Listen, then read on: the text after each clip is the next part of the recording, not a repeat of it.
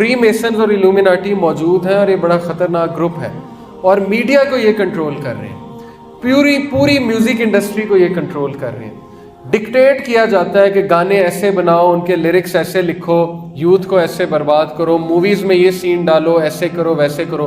Protocol of the learned elders of Zions, ایک پوری جو ہے اس میں پروٹوکولز ہیں، پروٹوکول آف زائون جنہیں شارٹ کر کے کہا جاتا ہے، کبھی آپ اس کا مطالعہ کریں، اس میں یہ ساری باتیں لکھی ہیں کہ نوجوانوں کو ایسے گمراہ کرنا ہے، سگریٹ انڈسٹری کو اوپر لے کے آنا ہے، شراب کو فروغ دینا ہے۔ موویز میں آپ دیکھیں کہ ہیرو جو ہوتا ہے شراب بھی پی رہا ہوتا ہے، سگریٹ بھی لگایا ہوتا ہے اس نے۔ تو یہ چھوٹی چھوٹی چیزوں سے ہماری ذہن سازی کر رہے ہیں، اور مین مقصد یہ ہے کہ ان سب کو جو ہے وہ اللہ تعالیٰ سے بھی دور کرو، اور ان سب کو جو ہے برائی کی طرف لے کر آؤ۔ زنا کو عام کرو، فحاشی کو عام کرو، فروغ دو فحاشی کو بہت زیادہ۔ اور آج کا جو دور ہے وہ تو بہت ہی خطرناک ہے۔ ہماری جو میوزک انڈسٹری ہے، بالی ووڈ آپ دیکھ لیں، بالی ووڈ تو ہے ہی تباہی، کچھ بھی نہیں ہے وہاں پہ، اور ہالی ووڈ کا بھی یہی حال ہے۔ تو بہرحال یہ سارا ایک پلاننگ کے تحت ہو رہا ہے، اور یہ گراؤنڈ تیار کیا جا رہا ہے دجال کا، جو ہمارا آخری ٹاپک ہے، اس طرف بھی میں آ رہا ہوں۔ یہ سارا گراؤنڈ دجال کا تیار ہو رہا ہے، کیونکہ دجال اپنے پیروکاروں کو پیچھے لگائے گا اور پھر ان کو اپنی فوج میں شامل کرے گا، اور اس کی فوج میں ہر وہ انسان جائے گا جو اس سسٹم سے آ رہا ہے، وہ بھی میں آپ کو بتاتا ہوں۔ لیکن بہرحال اس نے سٹوری میں پوری بات بتائی، کہتا ہے کہ پھر میں نے ریسرچ کی، اور جیسے جیسے میں نے ریسرچ کی مجھے بائبل سے پتہ لگا، اپنی کتاب سے، کہ یہ تو ابلیس ہے، لوسیفر ہے۔ لوسیفر ابلیس کو کہا گیا ہے بائبل، اس نے کہا یہ تو لوسیفر ہے، کیونکہ لوسیفر کی یہی خصلتیں ہیں جو یہ ہمیں بتا رہا ہے۔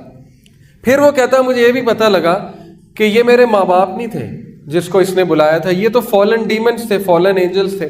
وہ جنات کو فالن اینجلز کہتے ہیں۔ بائبل میں جنات کو جو بتایا گیا نا وہ یہ ہے کہ کچھ اینجلز نے بغاوت کی تو اللہ نے انہیں زمین پر بھیج دیا، تو وہی جنات ہیں، ڈیمنز ہیں وہ، لیکن ہمیں پتہ ہے وہ جنات۔ اس نے کہا یہ تو فالن ڈیمنز ہیں، فالن اینجلز ہیں، تو یہ میرے ماں باپ تو تھے ہی نہیں۔ یعنی اس نے سارے کے سارے پول کھول دیے اس ڈاکیومنٹری میں، 3 گھنٹے کی ڈاکیومنٹری۔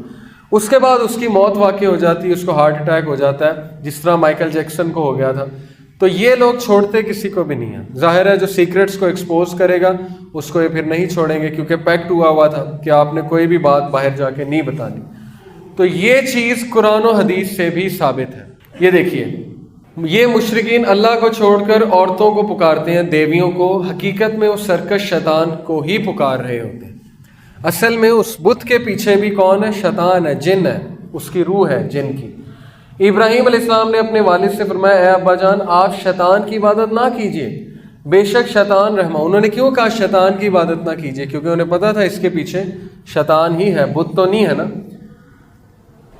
انسان بمقابلہ شیطان ایک بڑی جنگ۔ اس سے پہلے میں آپ کو کچھ آیات اور بتا دوں جس میں کلیئرلی اللہ نے یہ بتایا، وہ اپنی خفیہ مجلسوں میں شیطان انسان جنوں کو بے حیائی اور فحاشی کے کام کرنے کا حکم دیتا ہے۔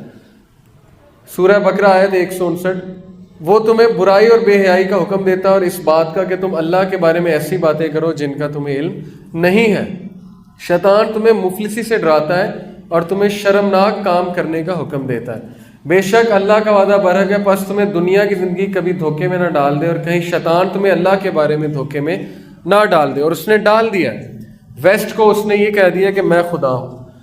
منافقین اہل جنت کو پکاریں گے کیا تمہیں ہمارے ساتھ نہیں تھے؟ اور کہیں گے ہاں، مگر تم نے اپنے آپ کو نفاق میں مبتلا کیا اور مسلمانوں کے سلسلے میں کسی آفت کا انتظار کرتے رہے اور شک میں پڑے رہے، اور جھوٹی امیدوں نے تمہیں دھوکے میں ڈال دیا۔ وہ ان محفلوں میں جھوٹی امیدیں دلاتا ہے کہ میں ایسے کر دوں گا، میں ویسے کر دوں گا، میں تمہیں یہ پوزیشن دے دوں گا، اور دے بھی دیتا ہے، لیکن اصل میں وہ آخرت کا خسارہ ہی خسارہ ہے۔ تو قرآن مجید سے یہ باتیں بہت فیمس ہیں۔ اب اس کا جو تخت ہے وہ سمندر کے بیچ میں ہے، وہ بھی حدیث سے ثابت ہے۔